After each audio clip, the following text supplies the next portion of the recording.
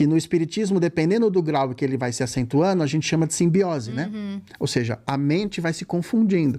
Ali, a gente se torna um hospedeiro. Pelo enfraquecimento, pelo pessimismo. E aí, o que você passa a fazer? As suas células têm memória. A gente passa a comandar o quê? Toda essa carga de energia para as nossas células. E aí você começa a ter baixa produção de noradrenalina, serotonina, dopamina, uma série de outras coisas que são responsáveis por te dar prazer, por dar estabilidade.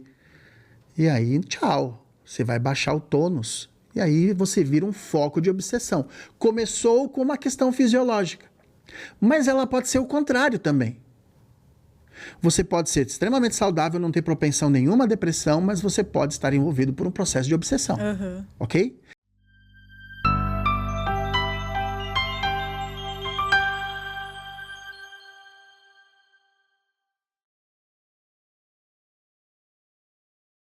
Oi, pessoal, tudo bom? Oi, Rê. Oi, voltou, está de volta. Voltei sob protesto, queria mais férias. Mas hoje a gente já está super animado. Hoje é animação total. É um assunto super pertinente, Com certeza, Rê? que pode ajudar muita gente. Muita gente. Mas antes da gente apresentar o nosso super convidado, a gente quer chamar aqui a mensagem do nosso super querido Paulo Amaro, com mais uma semente de otimismo para essa semana. Vamos acompanhar.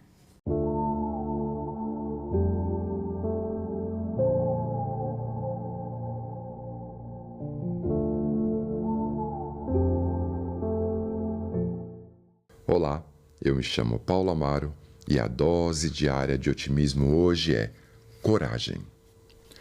A vida exige da nossa parte uma coragem constante, assim como uma forte determinação. Não é fácil enfrentar os grandes obstáculos que ocasionalmente nos surgem. Não é simples vencer o desalento das coisas que nem sempre correspondem às nossas expectativas. É necessário manter o foco nos objetivos, estar otimista, mesmo nas fases menos positivas, que às vezes nos assolam. Nenhuma tempestade dura eternamente, e se formos íntegros, mais tarde ou mais cedo acabaremos por vencer.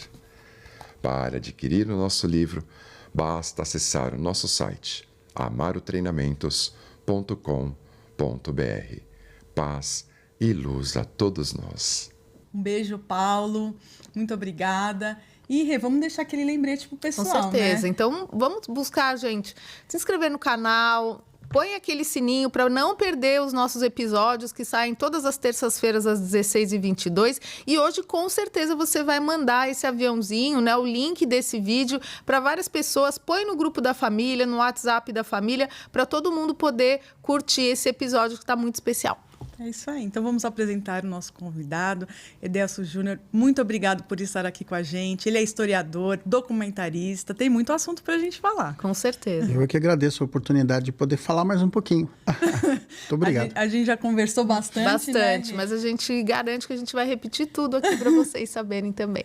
É isso aí. Edelso, então fala um pouquinho da sua história, como você enveredou aí com o espiritismo e também nos temas que a gente quer falar, que é um pouquinho de um dos seus documentários, que é Mediunidade e Depressão. Fala um pouquinho aí do seu início aí nessa carreira. Bom, eu comecei no espiritismo já no berço, né? A família, todo mundo voltado principalmente naquele momento para Umbanda, né? A gente cresceu dentro de terreiros de Umbanda. O que trouxe toda essa formação voltada à questão, principalmente da mediunidade, da vida após morte. Então, esses assuntos dentro de casa sempre foram muito naturais. Assim, os meus pais sempre trabalhavam isso de uma forma muito natural, de forma até jocosa, brincando com algumas questões. Eles tinham mediunidade assim, de psicofonia? A família inteira perturbados. Adorei. Todo mundo com um tracinho na psiquiatria, a gente brincava, né? Mas é assim mesmo, né? A família espírita. Mas em função da mediunidade bastante bem ostensiva, né? Principalmente na minha mãe, no meu pai. E isso a gente também aprendeu a lidar com essa questão de forma muito natural, né? Aos 14 anos, eu conheci no Tatuapé o Grupo Socorrista Itaporã, né? Entrei na Mocidade, fui levado por uma namorada que frequentava lá, ela me levou, eu fiquei e ela foi embora. Então, assim, você vê o plano espiritual trabalhando nessas questões, né? Ela foi, eu acabei ficando, fiquei na Mocidade, da Mocidade passei para os cursos depois, lá, aos 18, 20 anos, né? A gente foi fazendo os cursos na parte dos adultos. E do Itaporã, eu parti para uma outra casa, para trabalhar numa casa mais lá para o fundão da Zona Leste, que é o Grupo Espírita Apóstolo Mateus, que pertence à Aliança Espírita Evangélica, né? Que é tudo legado do Edgar Armon, né? Lá da Federação. E fui trabalhando, desenvolvendo ali uma série de questões, comecei a trabalhar mediunidade lá também, e daí foi surgindo essa coisa de você dar aulas, né, nas escolas, né, e eu gostei dessa questão. Dali, os convites para sair e dar aula em outros lugares, de fazer palestra ministrar cursos, e a coisa foi fluindo de uma forma tão natural que eu acabei a gente não percebe, né? Porque a coisa vai fluindo.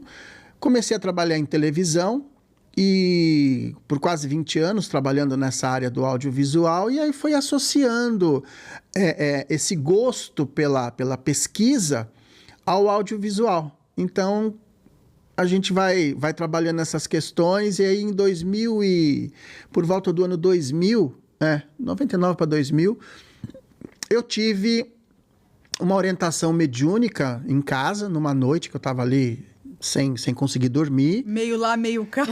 Então, um monte de pensamento na cabeça. Eu falava, mas meu Deus do céu, o que está acontecendo? Será que eu estou perturbado? E aí eu falei, aí me deu aqueles 5 minutos, eu falei, não, peraí, já entendi. Alguém quer falar alguma coisa. Aí eu dei aquela parada, dei aquela respirada, fiz uma prece. Assim que eu acabei minha prece, bum, veio a mensagem.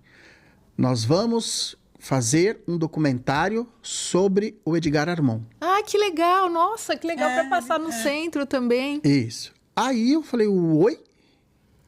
Tá, tudo bem. Depois que eu falei, tudo bem, me veio um sono e eu dormi. Quando eu acordei com a estrutura... Eu não lembro do sonho. Não consigo... Dessa vez eu não consegui lembrar. Mas eu já acordei com a estrutura, o roteiro do documentário pronto. Nossa, que máximo. Aí eu liguei na época, o Eduardo Miyashiro, o diretor-geral da Aliança. Eu falei, olha, eu recebi tal orientação assim, e eu vou fazer. Aí ele falou, não, isso nos interessa. E aí começamos a produzir, começamos a ir atrás de informação, o plano espiritual foi dando um jeito de fazer as coisas chegarem. As conexões. E aí conhecendo pessoas, aí conheci pessoas que conheceram, que conviveram com o Edgar Armon.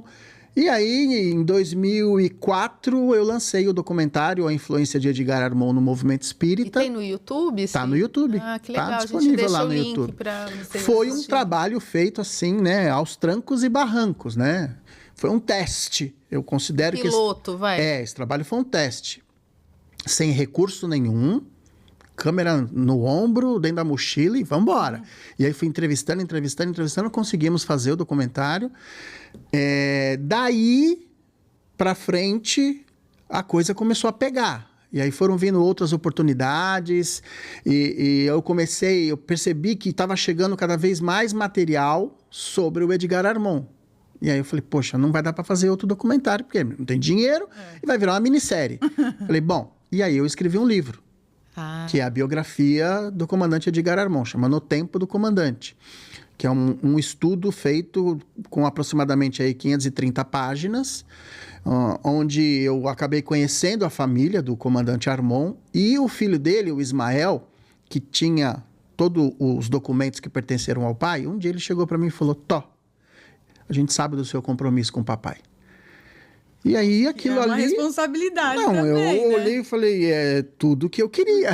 Meu Deus, material rico, Exatamente. né? Aí quando eu comecei a abrir as caixas, eu falei, meu Deus, tem informação aqui que o movimento espírita, que são perguntas que o movimento espírita sempre fez e nunca teve resposta. E aí surgiu a biografia do comandante. Que legal. No tempo que eu lancei por volta de 2010, mais ou menos, o livro saiu. Nesse período, eu também, entre a biografia do Armon e a pesquisa na biografia do Armon e o seu término, eu comecei também a vivenciar alguns episódios na família de pessoas com depressão. Daí surgiu a ideia de se fazer um projeto de documentário associando as questões espirituais à depressão. E aí surgiu o documentário Depressão e Mediunidade, que eu acabei de colocar no YouTube, que foi lançado em 2011. E é um tema mais atual e impossível. Né? Na época já era uma grande necessidade para as casas espíritas entenderem melhor esse processo, porque era uma deficiência do movimento que nós detectamos. Eu fui pesquisar que tipo de orientação as casas espíritas estavam dando às pessoas portadoras da depressão. E eu fiquei meio que chocado com algumas coisas, assim, sabe? De chegar a mandar tirar remédio das pessoas. Eu falei, olha, isso aqui é um problema, né? Então, a gente começou a conhecer casos de suicídio por negligência do tratamento, querer vincular as coisas só a questões espirituais, né? Falei, ó, tem alguma coisa errada aí. E aí eu fui conhecendo profissionais da área da saúde que eram espíritas. Perfeito. Doutora Ercília Zilli, da Associação dos Psicólogos Espíritas de São Paulo. Ela deu uma valorosa contribuição. Doutor João Navarras, psiquiatra espírita também, deu uma contribuição fantástica. O Vladimir Lisso, que na época era diretor da Federação Espírita do Estado de São Paulo, deu uma colaboração. Aliás, na verdade, o projeto todinho foi estruturado em função do trabalho que ele realizava na federação. O Divaldo Pereira Franco, que tinha, na época, também já estava falando bastante sobre essas questões. Nós conseguimos fazer uma entrevista com ele. E ali esse trabalho foi tomando corpo, e eu percebi que todas as respostas que eu buscava em relação a isso, esses profissionais tinham.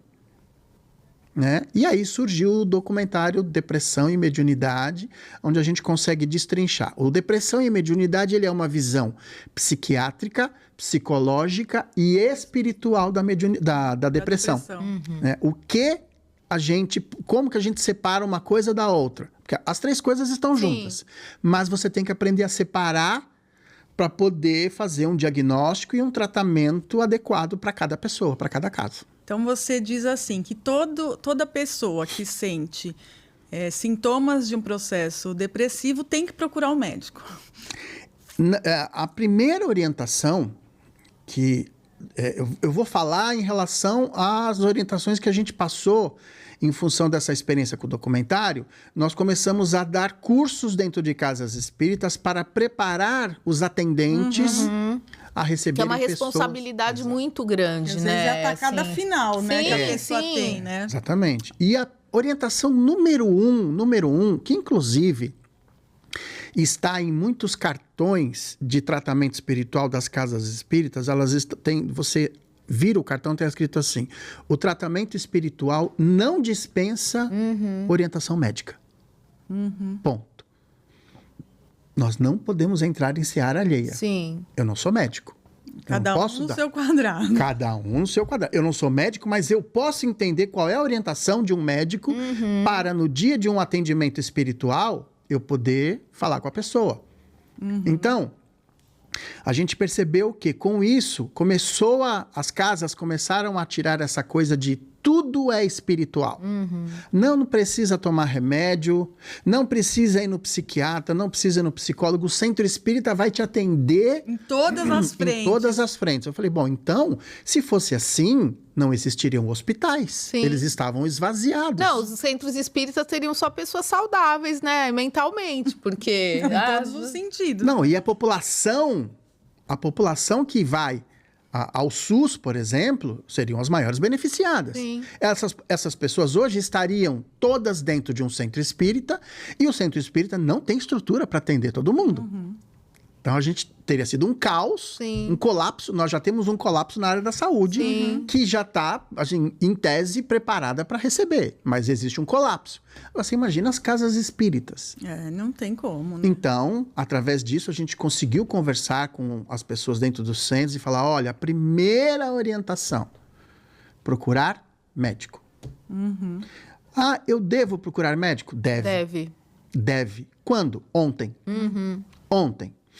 Ah, mas e se o meu caso for só espiritual? Se o seu caso for só espiritual, a conjugação de tratamento médico com o espiritual vai fazer com que amanhã o médico te dispense. Sim, Mas tire se o você- remédio. Se você já chegou em crise no centro, a orientação nossa é: vá procurar também uma orientação médica. Porque às vezes, por mais que seja só mediunidade, veja bem, há quanto tempo essa pessoa está exposta a isso sem buscar qualquer tipo de resposta?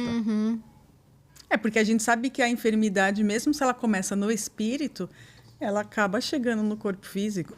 Então, se ela já está apresentando sintomas no corpo físico, ela já não é mais só espiritual. Exatamente. Não é? Eu costumo separar, eu falo para as pessoas, olha, a depressão, ela pode vir primeiro de uma questão física. Você geneticamente é predisposto a desenvolver a depressão e você acaba desenvolvendo a depressão. Ok.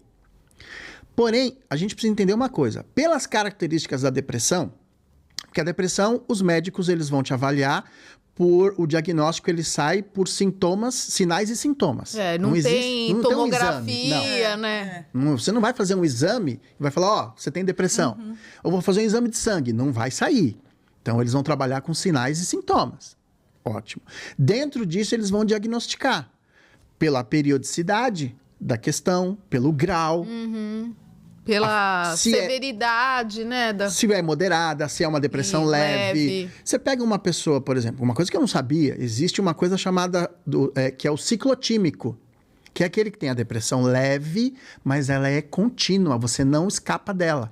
Que é aquela pessoa que é pessimista o tempo todo, nada vai dar certo. É o Mutley. Isso. Lembra do Mutley do verdade, desenho? Sim.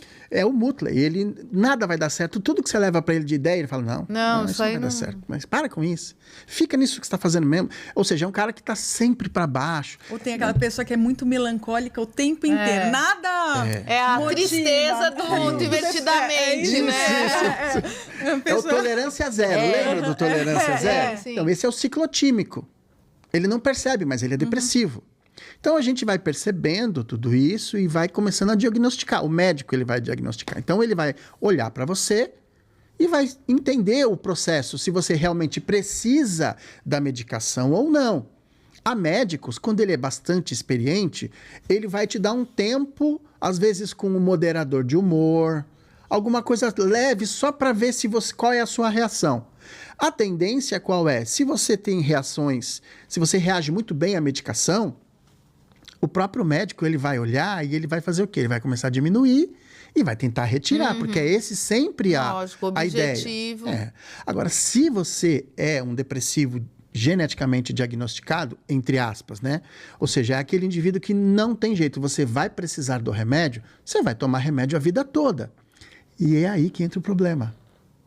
É aí que entra a falta de conhecimento das pessoas. Qual era a orientação que a gente tinha antes com o indivíduo depressivo? Isso é frescura. Vai Você trabalhar. Vai entrar em remédio? Você vai ficar tomando isso? Isso vicia. Aí você pergunta, vicia por quê? E é um consenso em medicina. Antidepressivo não vicia. O que vicia é ansiolítico. E o brasileiro é um dos maiores, se não o maior consumidor de ansiolítico do mundo. É o maior. Do mundo.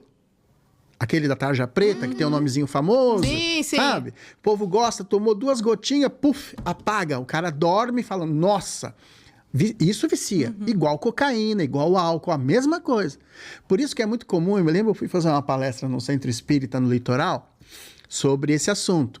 Aí, no finalzinho, chegou uma moça e falou, olha, sabe o que é? Eu queria te fazer uma pergunta, que você falou do vício, né? Então, eu tô no 7º psiquiatra. Eu já olhei e falei, eles tentaram tirar o seu ansiolítico? Eu falei, você acha que eu tô viciado? Eu falei, se você mudou de psiquiatra porque ele quis tirar o ansiolítico e você não quis, é porque você tá viciada. E o que eu faço? Volte ao psiquiatra. Ah, mas o centro não vai resolver. Não. Não. Não vai. Não é competência dos espíritos isso. A competência dos espíritos é te indicar um bom psiquiatra, te inspirar para encontrar um bom médico. Te fortalecer naquele momento que você tá até mais Entendeu? frágil. Falou, mas você tá viciada. Eu falei, você quer ver eu vou te fazer uma pergunta. Como é que tá? Quanto tempo você já tá desse remédio? Ah, já vai fazer uns 8, 9 anos. Eu falei, como é que tá a sua memória? Ela falou, eu esqueço o nome dos meus filhos. Eu falei, então. Eu falei, esse é um dos sintomas desse remédio. No fim, você virou um especialista. Você poderia atender já, né? Eu falo, me dá um diploma, porque tem coisas que a gente vai convivendo tanto com o psiquiatra, porque eu tive que fazer o laboratório. Eu entrei nas clínicas psiquiátricas, eu entrevistei pacientes. Esse documentário que eu fiz, ele tem depoimento de pacientes. Que a gente legal. só preservou a imagem deles, mas está lá o depoimento deles. Então a gente foi conversando com um, com outro, conversando com 2, 3, 4 psiquiatras. O Dr. Sérgio Felipe não está no documentário, mas eu conversei muito com Que ele. legal. Ele é demais também. Então a gente foi conversando com alguns médicos, inclusive médicos que não são espíritas, porque eu também precisava ouvir médicos que não eram espíritas. E assim, o consenso é o mesmo. E é engraçado que quando você pega um médico responsável e que não tem preconceito, ele fala, olha, todos os meus... eu conheci alguns que eles falam assim, todos os meus pacientes eu estimulo a procurar uma religião ou uma filosofia. Eles precisam disso. Aí eu me lembro que eu perguntei para o senhor tem religião? Ele falou, eu tenho, só que eu não falo a minha religião para os meus pacientes. Eles não precisam saber. Porque senão eles vão achar que essa religião é a certa e vão entrar. Então você vê, uma pessoa responsável. Mas eu também entrevistei psiquiatra que falou que religião é o ópio do povo. Ele falou, isso aí é o que está alienando as pessoas. Eu mando sair. Tá. Então, cada um... Então, às vezes, a pessoa cai num psiquiatra desse. Num médico desse. Pode dar certo, como pode dar muito errado essa história. Então, da mesma forma que eu falo para as pessoas do Centro Espírita, para os atendimentos, nós não entramos em seara alheia. Nós não somos psicólogos e nem somos médicos. Você pode até ser um médico atendendo no Centro Espírita. Você pode até ser um psicólogo atendendo dentro do Centro Espírita. O que vai te dar melhores condições nesse caso. Mas você não vai medicá-lo no Centro Espírita. Sim, lógico. Você não vai fazer uma terapia com ele dentro do Centro Espírita. A terapia vai ser de outra forma. Você pode até fazer um atendimento gratuito como um voluntário. Sim. Ok. Mas a gente não mistura as coisas. A gente complementa. Uma coisa vai ajudar a outra. E aí a gente foi percebendo que isso ajudou bastante as pessoas a entenderem esse processo da depressão vinculado aí às questões de tratamentos quando você vai a uma religião. Porque não importa qual seja a religião. Lógico. Embora eu vi coisas que são aberrantes, do tipo, nós atendemos um jovem que era da Mocidade Espírita, fomos até a casa dele, chegando lá nós cruzamos com o líder religioso da igreja do pai. Tá. E a gente ouviu ele falar, você tá tomando esses remédios ainda? Joga no lixo, só Jesus te cura. Eu falei, aí depois que ele saiu, eu chamei a mãe e falei, olha, esse homem deveria estar preso. Falei, isso é um crime o que ele está cometendo. Ele não pode fazer isso. A gente não mistura as estações. Graças a Deus, nós conseguimos essa questão e o jovem continuou tomando a medicação, fez tratamento por 1 ano, associado ao tratamento espiritual, porque o passe, eu tinha dito que, embora a depressão muitas vezes começa por uma questão física, invariavelmente ela vai desaguar no espiritual. Lógico, com certeza. Não tem como. Que você falasse Porque a tua mente, você está completamente enfraquecido. Você tem pensamentos pessimistas, ideias de suicídio. Você tem uma redução na sua coordenação motora. Você tem uma coisa chamada anedonia, que é quando você perde o prazer das coisas que antes te davam prazer. Gosto muito de ir no cinema. Hoje eu não vou porque tá chovendo. Eu vou pegar um trânsito. Vou pegar fila. Então isso começa a ser uma desculpa. Quando você menos percebe, você não vai mais ao cinema, você não faz mais nada. E você não vê a hora de chegar em casa e se enfiar dentro do seu quarto, no seu cobertor e dali não sair mais. E aquilo vai virando uma bola de neve. Tudo isso faz o quê? Enfraquece o seu poder mental. Explica um pouco para quem, né? Porque a gente tem um público que não necessariamente é espírita. Como que se dá essa questão da mente? Como a mente influencia na aproximação de bons ou maus espíritos? Olha, toda vez que, seja por um processo fisiológico, você começa um processo de enfraquecimento mental, a primeira coisa que começa a se desenvolver são ideias pessimistas. A ideia pessimista, ela por si só, ela já é um sinal que atrai entidades espirituais que estão na mesma sintonia, na mesma condição. É como um bêbado, um alcoólatra, chamando outro alcoólatra para beber. Os similares, né? Eles começam... Porque nós somos uma caixa. Eu ouvi essa expressão de um médico, que eu não me lembro o nome dele agora, que ele é espírita. Acho que é o Adenauer de Novaes, alguma coisa assim. Ele diz o seguinte, que nós somos uma caixa preta de avião. Todo mundo sabe qual é a função de uma caixa preta de um avião. Ela grava toda o voo, tudo que acontece no voo, e se aquele avião cair, é através da caixa preta, que ela não se destrói, raramente ela se destrói, que eles acham onde está o avião. Por quê? Porque ela emite um sinal. Nós somos uma caixa preta de avião. O nosso campo perispiritual vai gravando todas as nossas experiências. E nós trazemos o sinal das experiências do passado, das vidas anteriores. Os nossos desafetos no mundo espiritual, eles nos acham por esse sinal. Esse sinal pode ser aumentado como? Através de processos de enfraquecimento mental, seja por uma doença, seja por um pessimismo, seja por uma depressão, enfim. A partir do momento em que você começa a desenvolver ideias que são de baixo teor vibratório, de baixa frequência, você aumenta o teu sinal.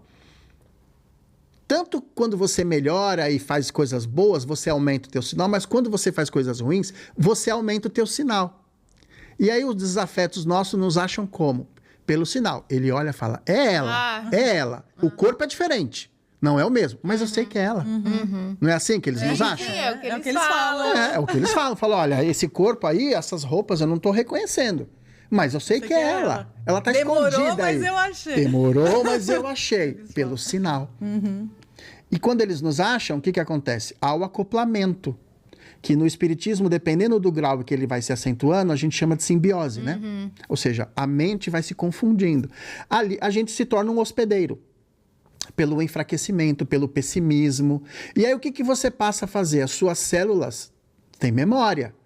A gente passa a comandar o quê? Toda essa carga de energia para as nossas células. E aí você começa a ter baixa produção de noradrenalina, serotonina, dopamina, uma série de outras coisas que são responsáveis por te dar prazer, por dar estabilidade.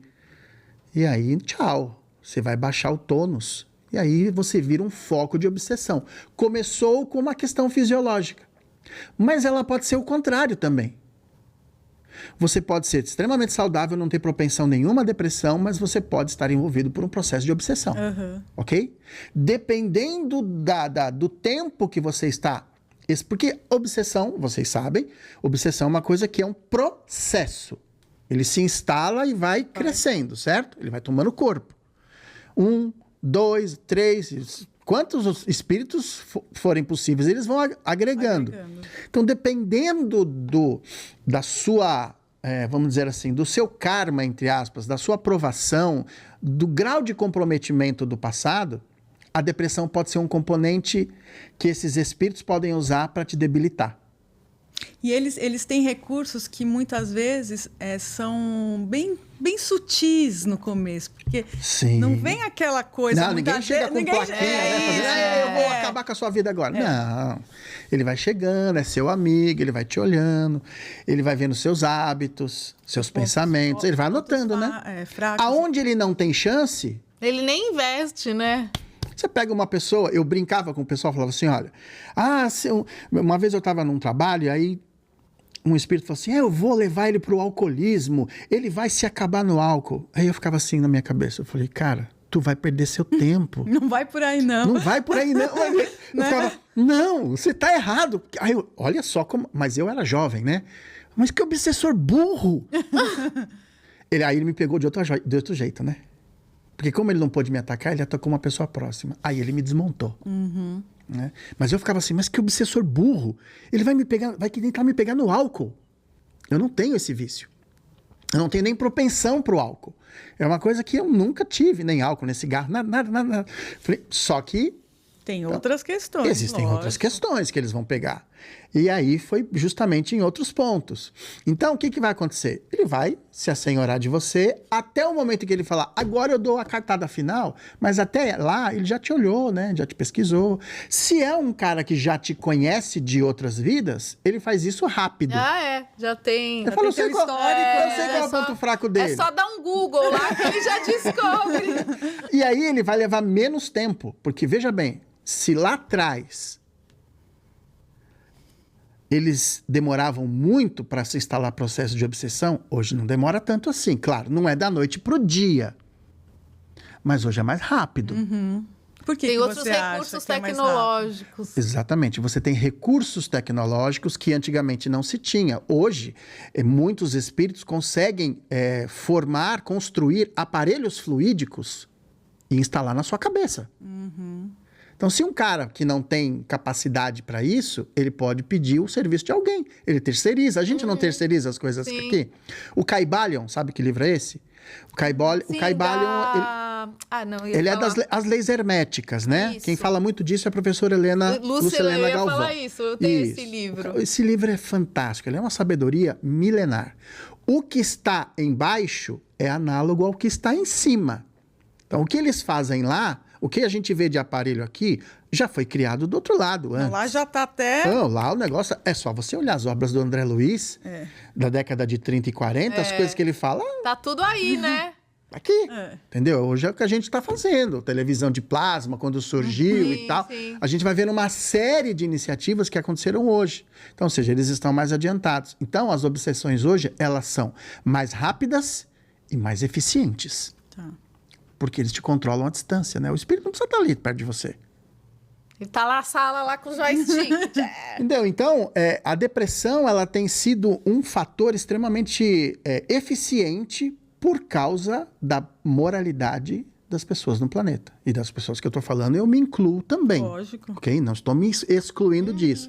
Porque o nosso planeta ainda é um planeta de expiações e de provas. Não é um planeta de regeneração. É um planeta que está começando a entender esse processo e que a gente vai ter que entrar nele. E que não é rápido também, né? Não. O povo gosta muito de datas. Porque o Chico disse 2057 e tal. Eu falei, gente, olha, não se preocupem com datas. Data dentro do espiritismo foi uma coisa que a maioria das vezes, 99% das vezes, não deu certo. Período, sim. Datas, não gosto muito disso. Claro, não desabono de jeito nenhum se a questão do Chico, para mim, foi a alma mais interessante, mais importante que nós tivemos no século, em termos de tudo, mas eu tomaria muito cuidado com essa questão de datas. Né? Calma, muita coisa pode mudar no mundo espiritual. Você vê, o próprio Chico, em relação a uma série de questões, ele achava que algumas coisas, os espíritos falavam uma coisa, mas ele achava outra. Questão da guerra nuclear. Que os espíritos disseram para o Chico que não iria acontecer. E o Chico falava assim, olha, não sei, eu tenho dúvidas. O que corresponde muito à personalidade... Não quero criar nenhuma polêmica, tá? Não. O que corresponde muito ao próprio perfil do Kardec. O Kardec questionava os Muito espíritos. questionador, é lógico que sim. Ele não Tava lá aceitava pra tudo. isso, né? Mas ele questionava com educação. Sim, né? com elegância. Não é como algumas pessoas aí gostam de, né, serem os donos da verdade... O causar, né? Exatamente, o causar. Você pega, por exemplo, Mediunidade nos Animais, do capítulo do Livro dos Médiuns, o Erasto responde sobre esse assunto. O Erasto é o orientador do Livro dos Médiuns. O Erasto fala, no final o Kardec escreve assim, não estou convencido. Pronto, acabou. E a gente continua sendo amigo, vamos tocar o barco. Então, nessa área também, essas coisas acontecem. Então, a gente precisa tomar muito cuidado com determinadas informações, porque quando a depressão ela começa a se instalar na vida da pessoa, dentro do centro espírita, não cabe ao orientador que está ali, a pessoa que está orientando o assistido, entender se ela veio por meio espiritual primeiro ou por meio físico. Não interessa Não isso faz agora. diferença. Porque não vai fazer diferença. Tá. O mais importante é você associar o quê? Olha, o tratamento espiritual junto ao tratamento médico. e a maior resistência dos espíritas, inclusive dirigentes, voluntários, é ir no médico. Eu queria te perguntar uma coisa, porque o tema é a parte de depressão e mediunidade. E a gente sabe, né, que alguns remédios psiquiátricos e tal, eles têm uma interferência na mediunidade, né? Então, assim, de repente a pessoa tem uma faculdade, ela trabalha. Você acha que isso é uma coisa que muitas vezes faz com que a pessoa queira largar os remédios, porque ela trabalha e ela não sente a mesma, né, eficiência no trabalho? Fica até mais... Você fica meio flat assim, né? Algumas medicações, elas são inibidoras do processo mediúnico. Quem fala muito disso é o Sérgio Felipe, o Dr. Sérgio Felipe. Nós fizemos um curso com ele na USP há uns anos atrás e foi muito esclarecedor nesse sentido. Enquanto alguns remédios facilitam a abertura da mediunidade, outros inibem. E quando você usa uma medicação que inibe a mediunidade e continua trabalhando na mediunidade, o que vai acontecer? Você vai ter aquilo que a gente chama de mediunidade a gato. Não conheço. Não tem as pessoas não fazem gato de energia elétrica? A companhia vem e corta. Você não pagou a luz, eles vêm e cortam. Você vai lá e tum. Liga. Liga. É o gato. A mediunidade a gato é isso. Você não tem os plugs, tá desplugado, alguém foi lá e tum, cortou, mas você insiste e vai lá e liga. E quando você insiste e vai lá e liga, o que acontece? A sua porta mediúnica, ela não fica aberta e seletiva, ela fica escancarada e sem seleção nenhuma. Aí vem uma galera de peso. É aquele pessoal que não pede licença para entrar na sua vida, eles entram. Se a porta estiver fechada, eles chutam, eles arrombam, eles entram. Agora, se a porta estiver aberta, então... E aí, o que vai acontecer? Você vai instalar um processo obsessivo muito difícil. Então, qual é a orientação que a gente dá? Veja bem. Pessoas que estão dentro da casa espírita e fazem os cursos, e aí chega o curso chamado, em algumas casas, curso de médios, curso de desenvolvimento mediúnico, enfim, não importa. Você vai para o desenvolvimento mediúnico. Se você está vivenciando um processo de crise depressiva, não é o momento de você ir para o mediúnico. Por quê? Por todos os fatores que a gente já falou. Sua mente não está legal, seu corpo não está legal, os plugs foram desconectados e você vai fazer uma conexão à força. É bem importante. Aí você expõe a pessoa a processos obsessivos. Conheço vários casos disso. Inclusive casos que levaram a pessoa à loucura e ao suicídio. Por estar num processo de desenvolvimento mediúnico e não estar melhorando, está piorando, e a pessoa enlouquece. A pessoa começou no momento e não pode. E às vezes nessa vida não é nem para acontecer. Exatamente. Né? E isso são questões muito difíceis de ser trabalhadas, porque às vezes a própria pessoa não aceita, ela acha que o problema dela como é só espiritual, então é muito fácil, eu vou lá, faço o desenvolvimento, eles tiram o obsessor, eu melhoro. Aí você tem que primeiro olhar o histórico. Primeiro, quando uma pessoa chega ao centro, você não vai jogar ela no desenvolvimento mediúnico. É lógico. Você vai olhar e falar, você é mediunidade, já enfia ela no desenvolvimento. Não, pelo amor de Deus.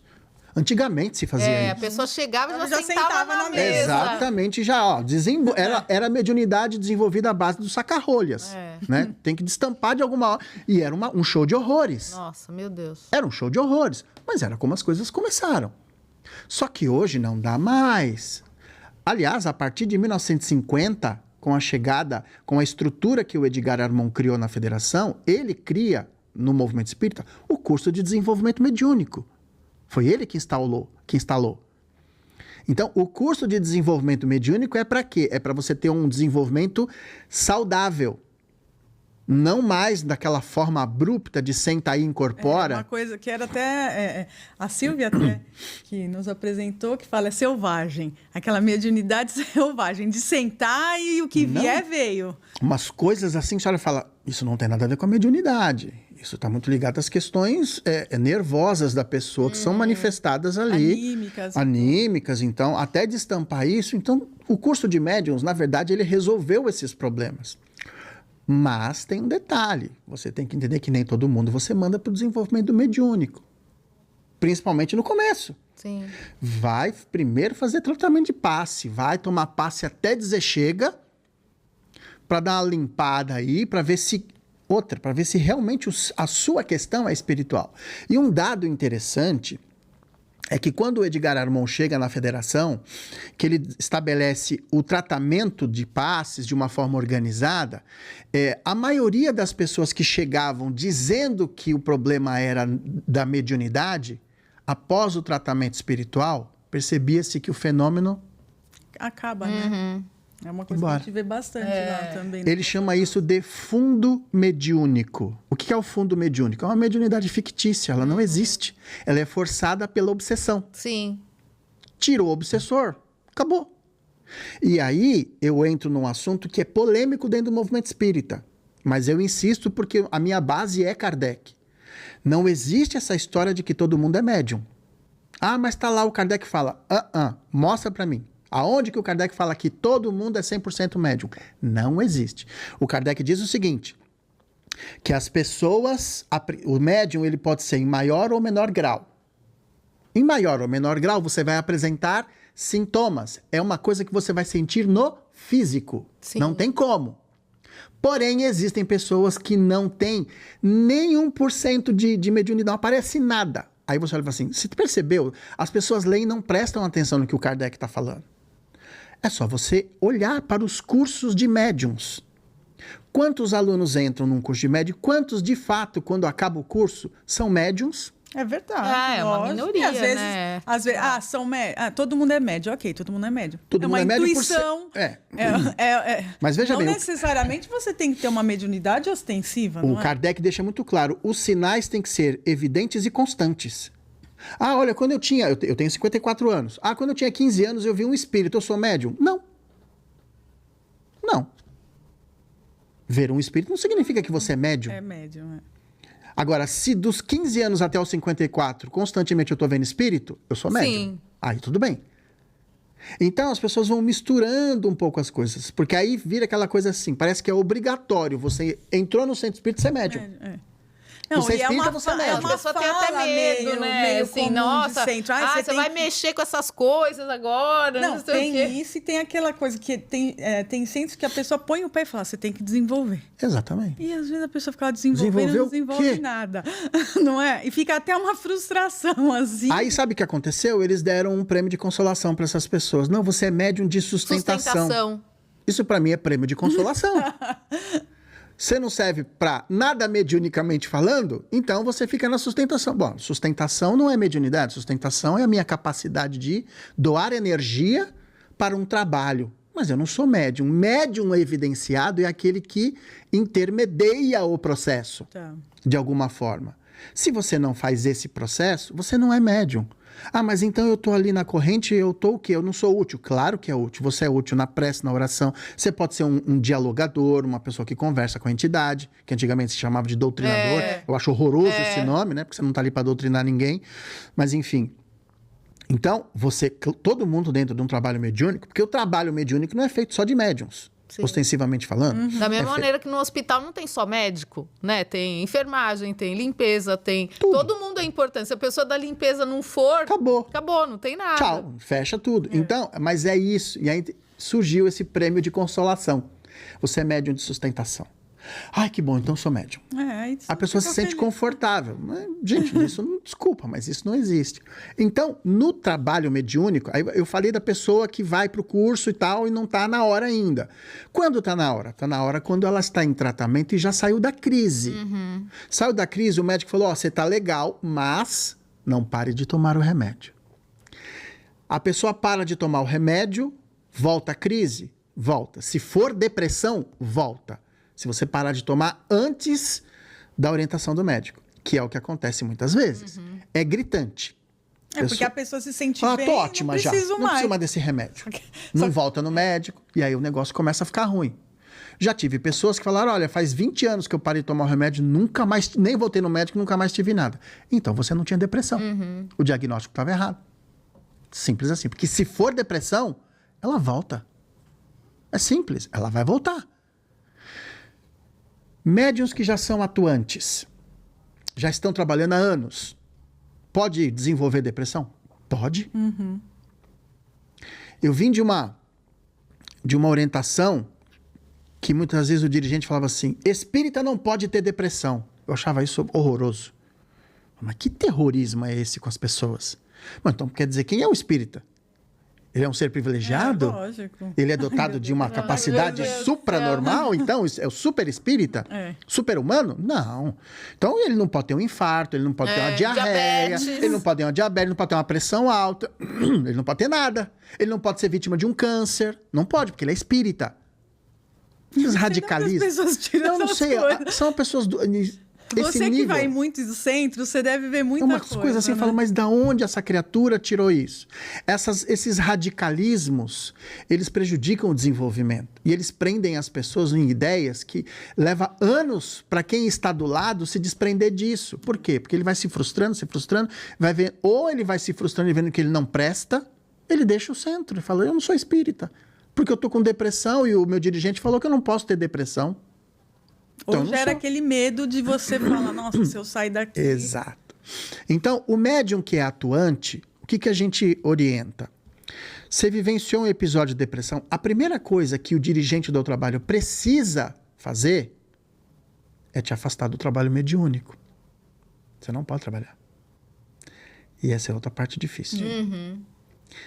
É difícil para o dirigente ter que fazer isso e é difícil para o médium aceitar muitas vezes. Mas e aí, eu vou fazer o quê? Vai fazer outra coisa. O que ele não pode fazer enquanto estiver na crise, mediunidade e da passe. Centro espírita tem outras atividades a serem realizadas. O que você não pode, que às vezes as pessoas também radicalizam, é tirar a pessoa de tudo. Não, você não pode fazer nada dentro do centro espírita. Fala, peraí, você vai matar a pessoa. Ela vai ser um ser inútil. Vai sair, né? Não, eu não posso fazer nada aqui. Peraí, eu só tô com depressão. Tudo bem, eu entendo que o processo mental... Mas me deixa fazer outra coisa. Lógico, eu vou limpar o centro, vai na organização. eu vou organizar, eu vou conduzir as pessoas para o passe, vou para a livraria. Me dá outra coisa, deem outra coisa para a pessoa fazer. Uma atividade que não esteja vinculada nem à mediunidade e nem ao passe. Porque ela não pode doar, ela tem que receber energia. Beleza. A pessoa está em tratamento, está tomando a medicação, saiu da crise, normalizou, voltou ao normal, sim, mas está na medicação, sim. Porque se você está na medicação só no antidepressivo, tudo bem. O problema é se nessa questão você também está usando o ansiolítico, tarja preta, que vicia igual a cocaína ou álcool. Esse é o problema. Então, precisa se ver muito, tratar muito bem essa questão, porque aí o que acontece? Se a pessoa está bem, só está no antidepressivo, está legal, se você tem um grupo mediúnico bem estruturado, o que você faz? Faz uma verificação espiritual. Vê quais são as condições. Podemos trazer a pessoa de volta? Se o teu grupo está bem organizado, o plano espiritual vai te dar essa resposta. Lógico. Fala, traga a pessoa novamente. Agora, veja bem, isso não significa que a pessoa não possa voltar a ter depressão. O plano espiritual fala, ela tem as condições, só que às vezes o que a pessoa faz? Ela mesma não se ajuda. Às vezes para de tomar o remédio, a depressão vai voltar. E pode ter situações da vida também que são gatilhos. São né? gatilhos, isso. Hoje, no começo, antes a gente estava falando, você falou um pouquinho de depressão em criança. Sim. Como que é feito esse tratamento espiritual também em criança? Da mesma forma no adulto. É que a depressão em criança, ela apresenta diferente do adulto. A depressão em criança, ela vai se apresentar muitas vezes numa rabugice, mau humor. E às vezes a pessoa fala, não, ele só é mal criado. Claro, por isso que é importante você ter um especialista, um médico que diagnostique. Tem experiência, Porque né? senão a gente vai olhar e falar, então meu filho que é mal criado é depressivo. Não, calma. Leva numa profissional. pessoa. Exatamente. Tem que ter alguém que vai olhar, porque não é uma coisa que você olha e fala, nossa, meu filho passou uma semana. Não, vou levar ele no médico, tá com depressão. Calma. Você tem que ir observando os sintomas. Na criança, geralmente vem com desconforto, mau humor e a questão da tristeza profunda que não passa mais. Né? E a criança, ela manifesta, você percebe melhor do que no adulto. Porque se você tiver uma capacidade boa de observação, é rápido. Na criança é mais rápido em algumas melhora, questões. né? Então, levando no médico, se tiver que tomar medicação, não pense. Porque qual que é a ideia da medicação? Esse remédio vicia. Aí você olha e pergunta, fala assim, o que é o vício para você? Vício é quando você não precisa e quer. No caso de uma medicação, você não quer, mas você precisa. E aí eu uso o exemplo do óculos. Maravilhoso, né? Do óculos. Eu não estou viciado no óculos. É que nem cirurgia para mim resolve. Eu vou precisar do óculos a vida toda. É igual o remédio da pressão. Se você não tomar o remédio da pressão, você pode ter um AVC. Se você morre, morreu. A questão não é morrer. Não é morrer, é ficar dando trabalho. A questão é você não ter mais qualidade de vida. Sim. Né? Então, você está viciado no remédio da pressão? Não, eu preciso dele para ter qualidade de vida. E aí você começa a falar, olha, antidepressivo não vicia. É que, muitas vezes, o que vai acontecer? O antidepressivo, ele leva pelo menos de 7 a 10 dias para começar a fazer efeito. Isso se for a medicação certa. Porque não é 100% de que o médico vai acertar na primeira mão. Com certeza. Pode ser que o remédio não seja esse ou a dosagem. Sim. E essa via sacra muitas vezes também desestimula as pessoas, né? Porque de repente a pessoa descobre que na verdade o que ela tinha era uma depressão bipolar, né? Ou, que é outra situação.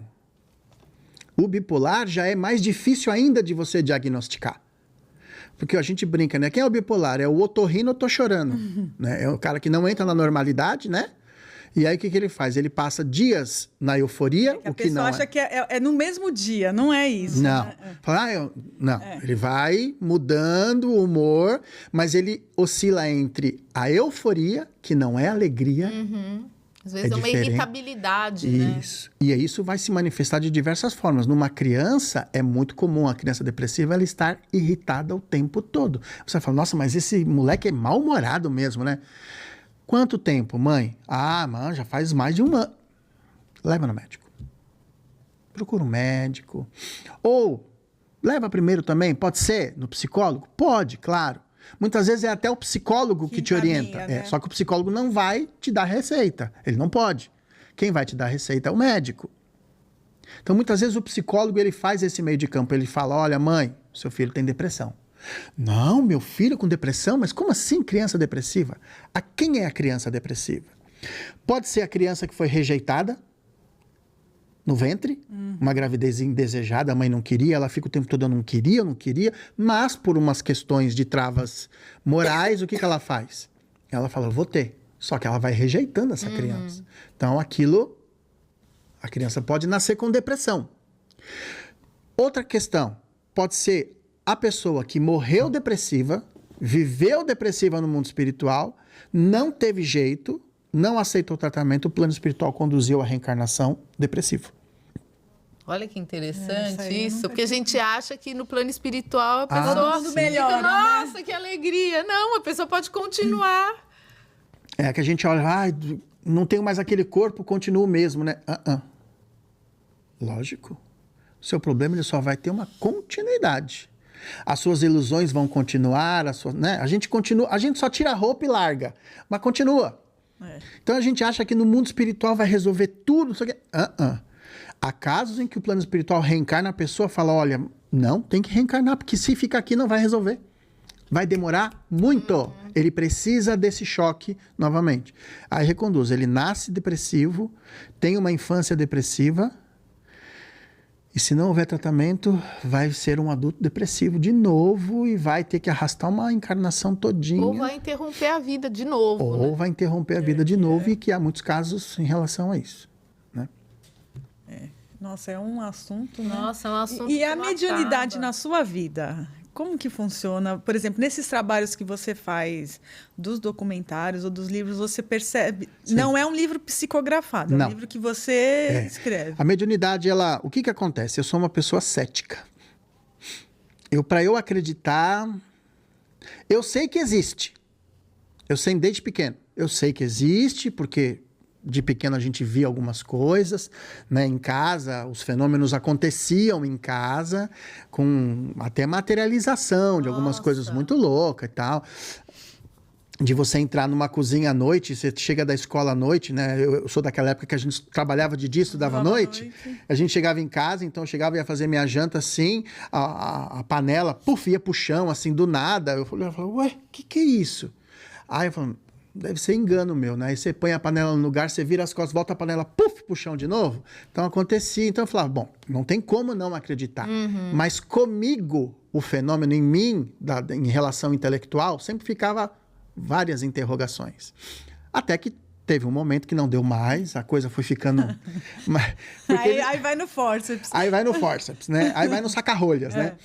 E aí eu aí fui fazer o curso de educação mediúnica, e eu convivi com médiuns que me ajudaram muito. Eu conheci, olha, os melhores médiuns que eu conheci na minha vida não são famosos, são os médiuns do anonimato. Eu conheci médiuns extraordinários. Eu desenvolvi a minha mediunidade num trabalho mediúnico com uma médium que ela era praticamente analfabeta. O plano espiritual, todo final, lá a gente trabalha com um grupo de espíritos que eles são ligados à Inconfidência Mineira. Tanto que o nosso centro tem o nome de Grupo Espíritos Inconfidentes. E no final desses trabalhos, nós tínhamos um trabalho muito bonito, que era um trabalho que levava... fazia desobsessão, desmanche de trabalhos, de magia, um trabalho fantástico. E sustentação para o Brasil, ajuda nesse cenário político e tal. E eu me lembro que sempre no final de cada sessão, o espírito orientador desse trabalho, ele terminava o trabalho com um poema, um pequeno poema, e era através dela. Só que ela era semi-analfabeta, ela só sabia escrever o nome dela. Male, male, ela lia. Ela lia com muita dificuldade. Sabe como eles faziam? E eu nunca vi isso em lugar nenhum. Eles escreviam em neon, na vidência, ela ia lendo. Eles iam escrevendo em neon e ela ia lendo e o dirigente ia anotando. E saía coisa, você falava assim, não, isso não é dela. Isso é lógico que não é dela. Nossa, que coisa. Só que ela entrava nos lances assim que você não precisava. Quando era o dia de trabalho de orientação para os trabalhos da casa, muitas vezes você não queria formular a pergunta verbalmente. O espírito mentor da casa falava assim, mentaliza. A resposta vinha que você olhava e falava assim, não acredito. Essa mulher era um fenômeno de mediunidade. Trabalhou no anonimato. E ela foi me ajudando com as coisas que eu sentia no trabalho, mas eu tinha vergonha de falar. Falava, não. Isso é da minha cabeça. Isso é da minha cabeça. Aí ela falava, ela me chamava de Juninho. Ela falava assim, ó, do lado do Juninho tem um espírito assim, assim, assim. Ela descrevia tudo que eu estava sentindo. Aí ela me dando segurança. E eu fui desenvolvendo. Então, a mediunidade surgiu dessa forma. Mas o meu trabalho não é na área mediúnica. O meu trabalho é ligado a essa questão do mundo. É da educação, da palavra, né, da leitura, da escrita. Levar o conhecimento. E esses espíritos sempre falaram isso para mim. Mas o que acontece comigo? Acontece que eles primeiro me passam uma orientação. Falam, olha, projeto assim, assim, assim, vamos fazer tal trabalho. E vem. Vem de uma forma cristalina para mim. Eu sei quem é o espírito, a hora que ele se apresenta eu começo a sentir, eu falo, opa, eu já me arrumo, eu sento. Ontem à noite foi um dia desses. Eu estava lá, deitado, a gente veio, a família, a gente foi passear, aí foi todo mundo deitar, eu tô lá assistindo um filme e de repente eu falei, opa, tá chegando. Desliguei a TV, sentei e falei, muito bem. Aí passou a orientação, só que assim, passa a orientação, trabalho assim, assim, assim. Aí eu tenho que começar a escrever, colocar no papel, amadurecer a ideia, porque eu preciso amadurecer. Comigo não funciona assim, vai fazer, não é assim não. Tá. Né? Vai fazer, não. Aí eu olho, vejo, eu amadureço. Beleza, vou fazer. Aí o que eu faço? Eu começo a, todo dia, entrar na faixa mental do projeto. Ai, que legal. Entrando na faixa mental do projeto, as informações começam a vir. Mas é sempre assim, procura pesquisa tal. Não me dá pesquisa. É eu que tenho que ir atrás. Não vem aquele download do projeto. Não. Vem assim, uma temática, vamos dizer Exatamente. assim. Ele fala assim, olha, tenta tal autor. Aí eu falo, puxa vida, né? Vamos lá. E às vezes demora para você encontrar. Eu falo, não tô achando. Mas está anotado lá. Buscar tal autor. Está anotado lá. E às vezes eu falo, nossa, não vem. Eu já peguei informação que levou 8, 9 meses. Eu falei, isso aí... Isso aí foi da minha cabeça. Não, isso aí foi da minha cabeça. Não é possível. Não, eu tô viajando. Quando eu menos espero, aparece alguém e fala, você conhece esse autor aqui? Você conhece tal fulano? Ou eu tô na internet do nada e aparece uma recomendação de uma palestra, de um vídeo. Aí eu vou olhar e falar... E aí, o que acontece? Conforme eu começo a entrar em contato com o material, eu sinto a presença dele de novo. Tipo, achou! Tipo, entendeu, né, Zé Ruela? Agora você conseguiu. Aí, acorda.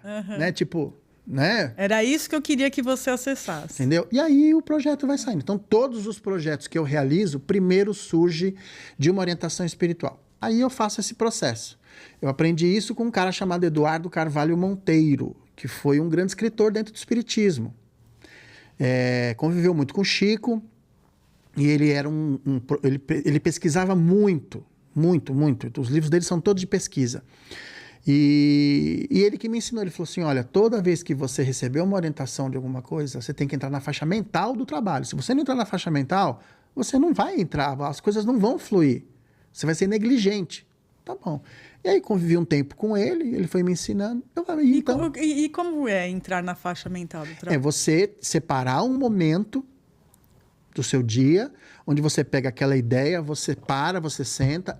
Comigo eu faço assim. Você faz assim, Eu faço assim. Então, o que eu faço? Eu faço uma pequena meditação, eu vou entrando no assunto, vou entrando no projeto, eu vou me alimentando dele espiritualmente, né? E vou em busca do assunto na internet, vou conversar com pessoas que eu sei. Você já entrou na faixa mental do trabalho. Legal. E aí, quando você menos espera, o material vai fluindo, ele vai aparecendo. Livro, um recorte, uma pessoa que do nada... Eu fui fazer uma palestra o mês passado e do nada um assistido lá do centro chegou e começou a me contar a história dele. E aí ele começou a me falar de um autor. Quando ele começou a me falar desse autor, sabe... Porque dá aquele clique, né? E aí o companheiro, o mentor, já se aproximou. Quando ele aí eu falo, tá, já entendi. Aí eu gravo aquele nome, vou atrás. Eu pego. Eles dão um jeito, mas eu tenho que me colocar à disposição e começar a fazer. E tá assim em relação a vários projetos, né? E dá para você falar, adiantar alguns? Não, olha, segredo, gente! Não. Mas tem um projeto que você falou que queria divulgar aqui pra gente. Então, nós temos agora...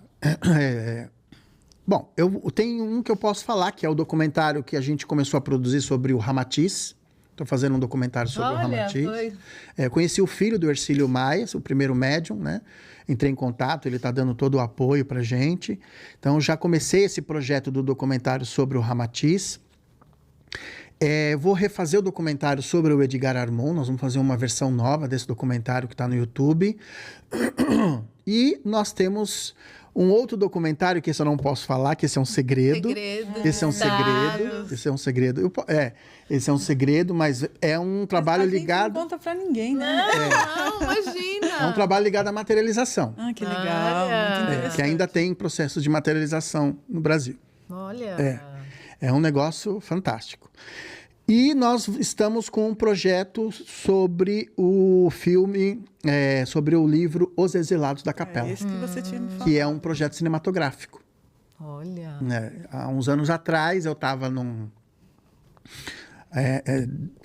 desenvolvendo um projeto de pesquisa e eu estava entrando na faixa mental do projeto e tal, e eu estava sentindo que o mentor ele falou assim, deixa de lado um pouco isso, que nós vamos te passar uma outra orientação. E eu falei, mas meu Deus do céu, eu vou sair da faixa mental desse trabalho para receber outra orientação?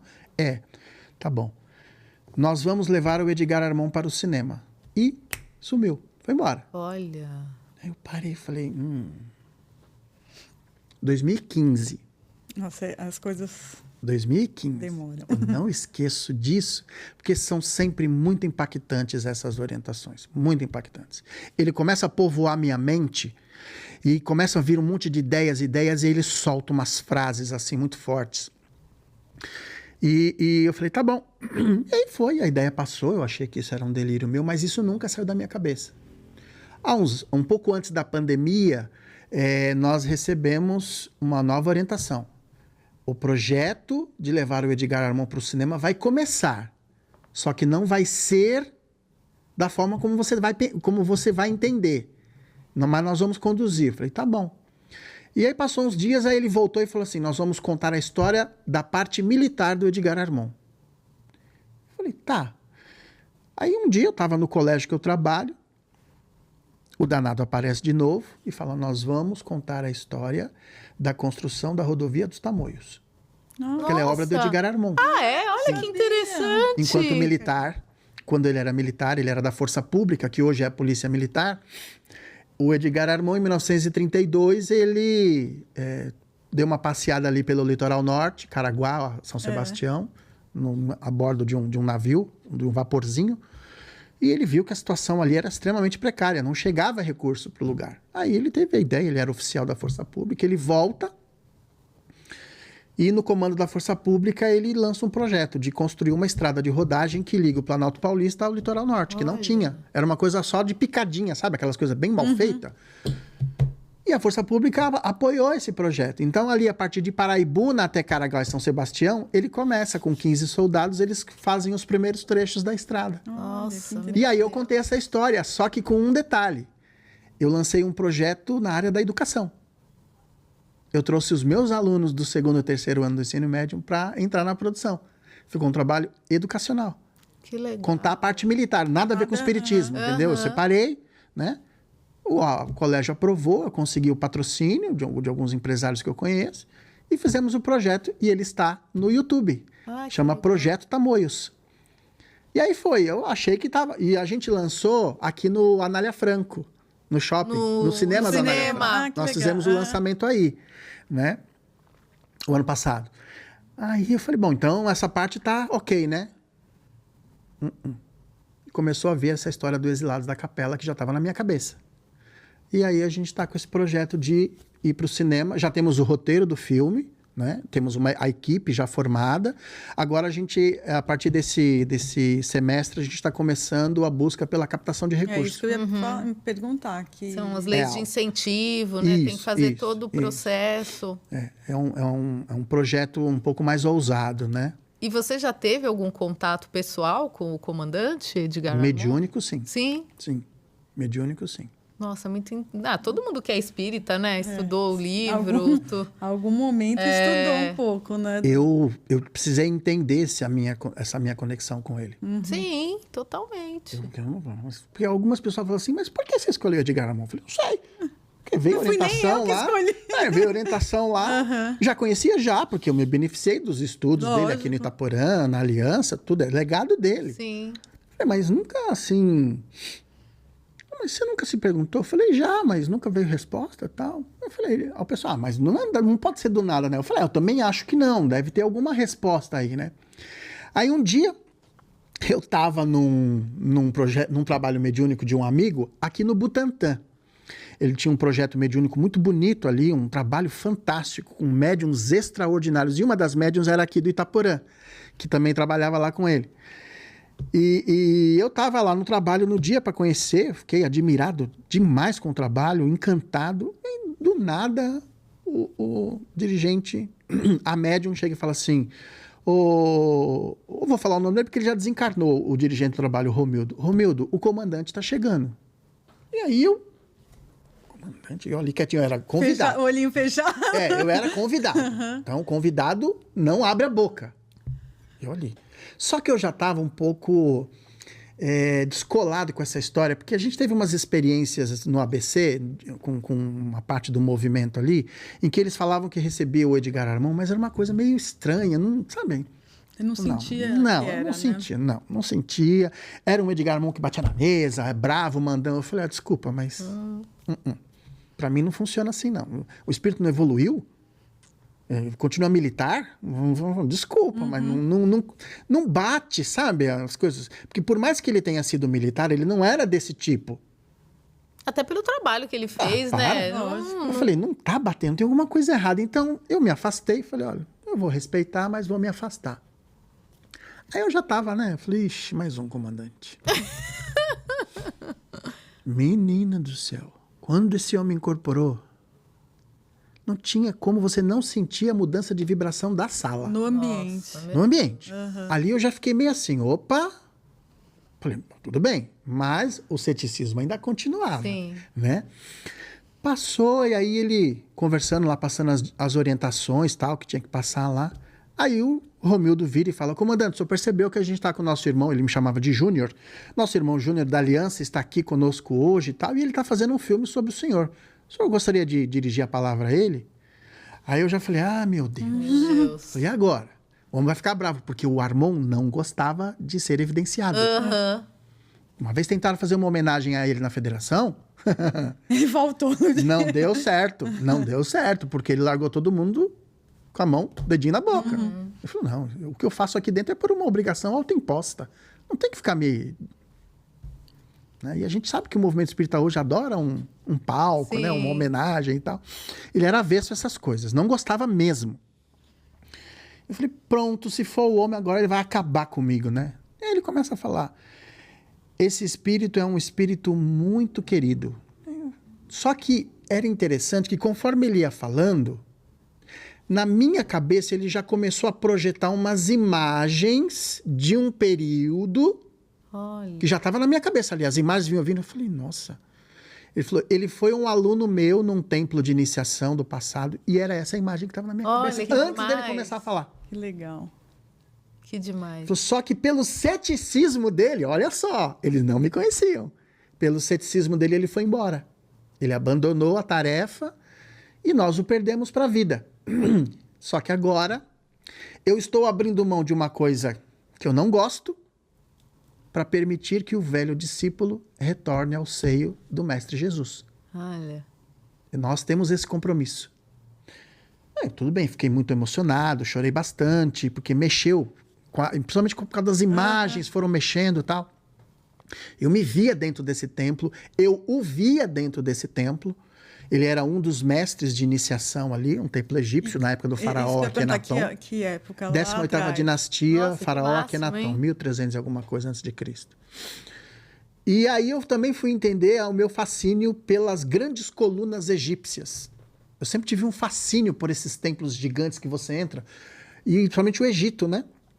Eu fui entender, eu falei: bom, faz sentido e tal. Bom, até aí, beleza. Aí ele falou... Aí o dirigente virou e falou assim: você quer fazer alguma pergunta? Pode fazer. Eu falei: tá bom. Aí eu falei: bom, eu vou fazer aquilo que ele sempre... Porque ele não aceitava também as coisas, né? Tinha que ser realmente... Bem explicado. Não era assim não, né? Eu falei: comandante, o senhor foi um homem que sempre trabalhou com confirmações.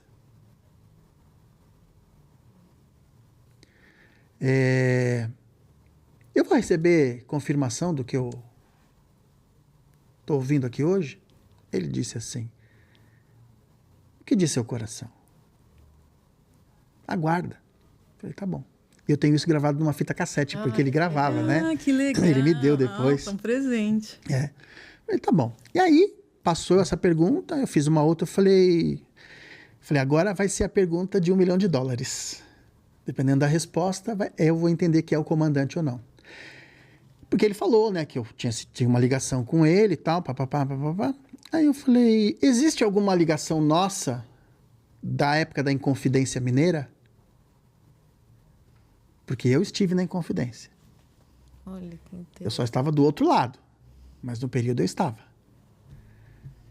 E como eu sei, pelas nossas pesquisas, que ele é a reencarnação do Tiradentes, Ah, é? sim, Ah, que legal. É. Nunca eu tinha fiz a ouvido falar pergunta. disso. Eu falei: existe algum laço que nos une? Eu falei: se ele falar que sim, aí eu já vou olhar e falar: tem alguma coisa errada aqui. Ele falou: muito distante.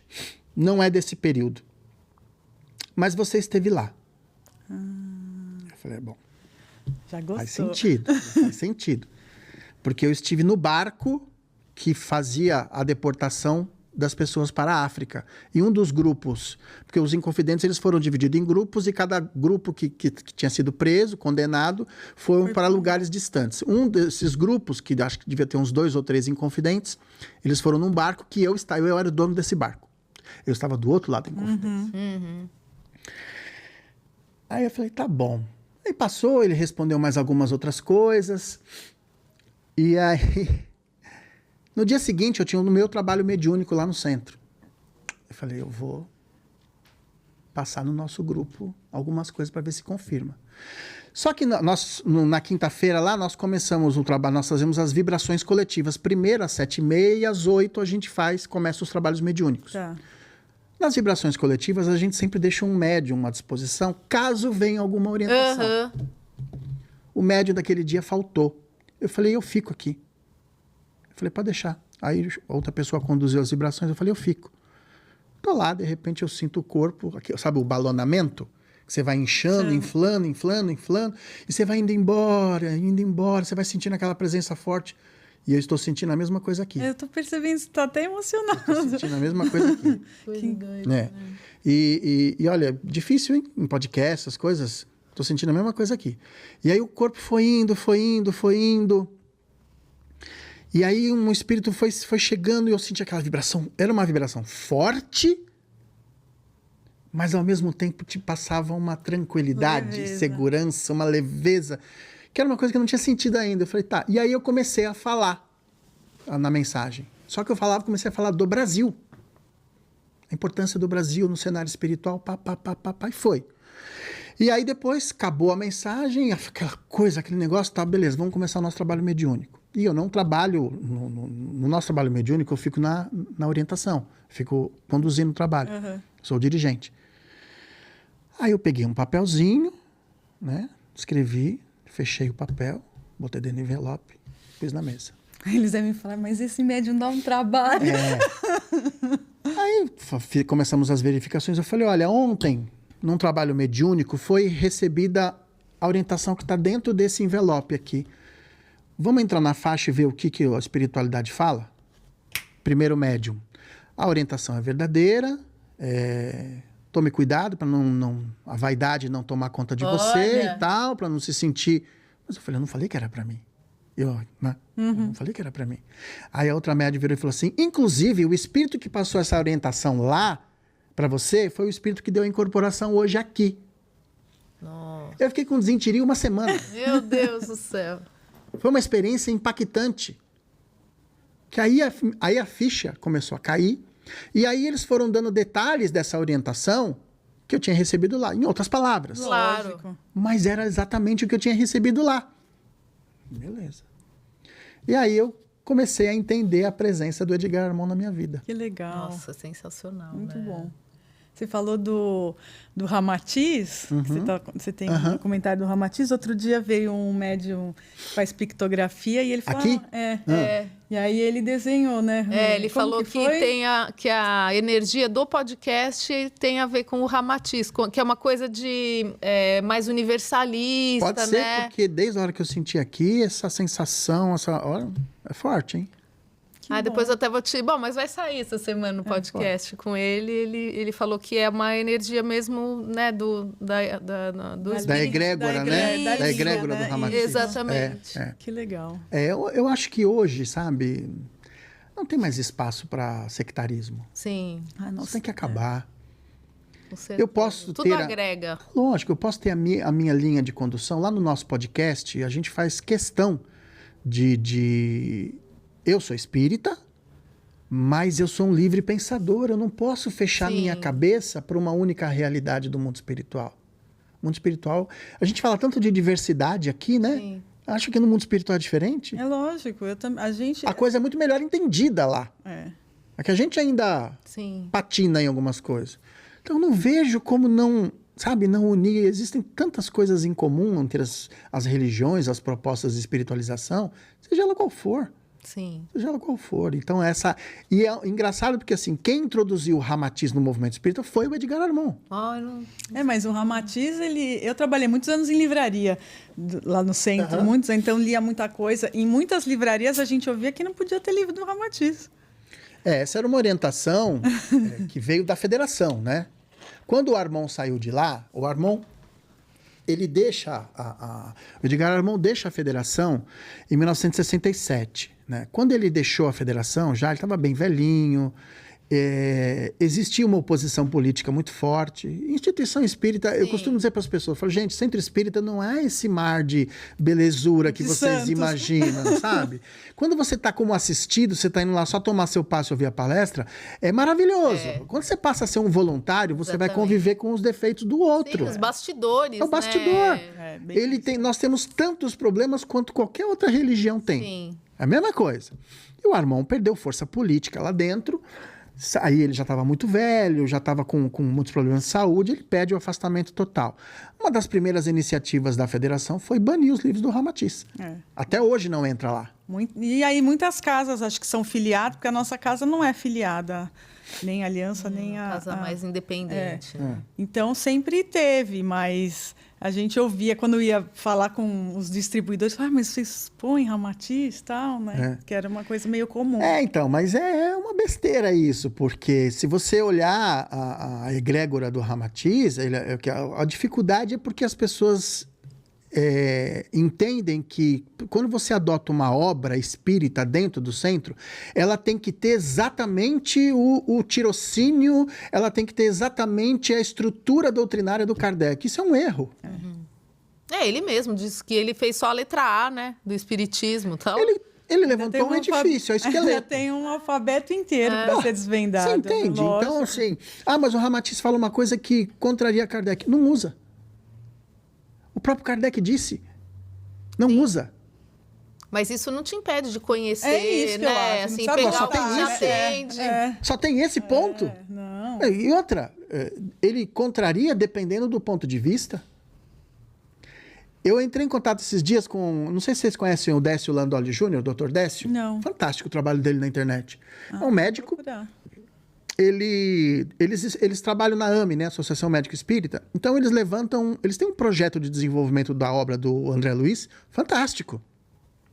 Eu estava assistindo uma palestra dele esses dias onde ele fala assim, olha, o autor, né, ele não disse o nome, claro, ele falou assim, o autor que escreveu um artigo, os 92 erros de André Luiz. Ele falou, todos refutados. Falou, 50, 60 anos depois, todos refutados. Tudo que o André Luiz disse nesse artigo que ele escreveu, que eram os erros do André Luiz, todos refutados. São verídicos. Não existiram. Então, sabe aquela coisa... Eu costumo dizer o seguinte, eu aprendi o seguinte, mensagem mediúnica, orientação mediúnica, você não joga fora. Ela pode não fazer o menor sentido para você hoje. Aí, guarda, naquele põe na momento, gaveta. Pode ser que amanhã ela faça sentido para você. Sim. Eu sou prova de orientações que há 20 anos atrás não faziam o menor sentido para mim. E o plano espiritual sempre falava. O plano espiritual sempre falou assim para mim, você é muito voluntarioso. Só faz o que quer. Mas você está perto do nosso coração e a gente entende o seu processo. Guarda. 20 anos depois, eu fui pegar a orientação e falei, meu Deus do céu, como ela faz sentido hoje? Então, uma coisa pode não fazer sentido para você hoje. Você não precisa fazer contra. Você não precisa organizar um time para ir contra fulano. Guarda. ali. Deixa ali, ó. Isso aqui, olha, gente, isso aqui, por enquanto, para minha cabeça não dá. Vamos deixar guardado? Vamos trabalhar com o que a gente já tem de certeza? Isso eu consigo lidar também, porque tem algumas ideias que são tão progressistas que você ainda não consegue lidar. Imagina aquelas partes que foram cortadas do livro do Chico, né? Porque era muito complexo. Imagina a quantidade de informação que teria lá. Tem informação no livro Boa Nova que o Chico disse que não dava para colocar. É isso. Sobre Jesus. Não dá para colocar. Não é o momento. Mas aí as pessoas que conviveram com ele hoje falam, olha, o Chico falava disso aqui. Mas por que não está no Boa Nova? Porque ele dizia que não dava para colocar. Não era o momento certo. Sim. E aí? A gente chega lá, né? Né? Com certeza. Bom, teria papo aqui para horas e horas. Não, mas a gente tem que já fazer o convite para próxima. Para vir uma próxima vez, né? E apresentar os outros projetos. Eu acho que essa parte de audiovisual, para mim, é muito apaixonante. É muito legal. Muito legal. E é um mercado que tem se mostrado muito promissor aqui no Brasil, né? Você vê os filmes, levam muitas pessoas, né, para cinema. Eu costumo dizer o seguinte, quando surgiu o espiritismo, O espiritismo ele é uma doutrina que tem as 3 maiores vertentes do conhecimento humano: ciência, religião e filosofia. Essa é uma doideira da minha cabeça, tá? Se fosse hoje, não teria como Kardec não incluir a arte. Não seria uma mesa de 3 pés, seria uma mesa de 4 pés. Né? E aí, quando você fala da arte, o audiovisual, ele é o veículo. Né? Então, a arte hoje, se o Kardec estivesse começando hoje, a arte seria o 4º pé dessa mesa. Porque ela é um dos instrumentos mais poderosos para você disseminar uma ideia. Transformação, né? Exato. E hoje, cada vez mais, porque as pessoas querem ler menos e assistir mais e escutar mais, né? Então, eu acho que é um futuro bem... Com certeza. Que vai levar a doutrina, Não, vai chegar em outros lugares, né? Vai chegar em pessoas, quando você fala que vem, aparece uma sugestão, gente, isso pode salvar a vida de uma pessoa, né? Então, acho que é muito importante, assim, o trabalho que você faz, muito legal. Deixa suas redes sociais, quem quiser te achar, seu canal do YouTube. O canal do YouTube Exilado 21 Podcast. As pessoas vão encontrar ali curso de História da Religião, palestras diversas. O nosso podcast está lá também com bastante coisa, principalmente ligado a essas questões de mudança planetária, de regeneração. No Instagram, Exilado 21 Podcast, tudo junto. Muito bom. Agradecer sua presença. Eu é que agradeço, Legal, bate-papo ficar fantástico. à disposição também, quando quiser divulgar seus projetos, Com pode contar certeza. com a gente aqui no nosso Agradeço. podcast. Estamos Muito curiosos. E agradecer também vocês que nos acompanharam, reforçando, né, o lembrete que é muito importante para o nosso canal, para o crescimento, para que a gente possa trazer cada vez mais convidados aqui. E os comentários, né? A gente gosta muito de ler os comentários de vocês. Coloquem lá, deem sugestões, né? Dicas pra gente. Comentem os episódios, isso é muito importante pra gente, né, melhorar cada vez mais. É isso aí. Então, pessoal, até a próxima. Tchau, tchau. Tchau, tchau.